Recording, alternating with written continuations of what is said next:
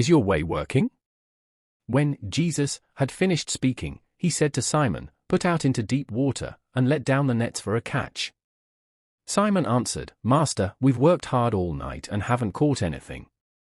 But because you say so, I will let down the nets."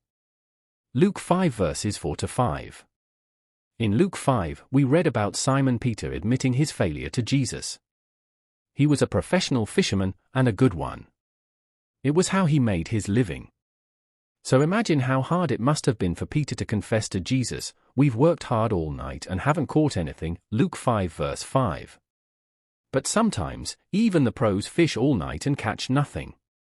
Does your life sometimes feel that way? Sometimes your best isn't good enough, and sometimes you face situations out of your control. You can't control the economy. You can't control the weather.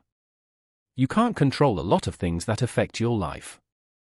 So what do you do when you keep trying hard in your work but just don't have much to show for it? First, you need to get Jesus in your boat. In other words, let him be the center of your career or whatever you do each day to provide, care, or serve. Then, once you've asked Jesus to come into your boat, you need to admit your way isn't working and let him take over. The Bible has a name for admitting your way isn't working.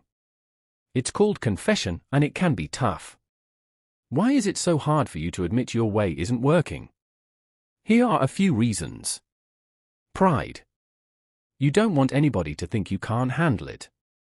Instead, you try to look like you're in charge and like you've got it all together. You want to be able to handle everything by yourself, even if it means working 12 hours a day.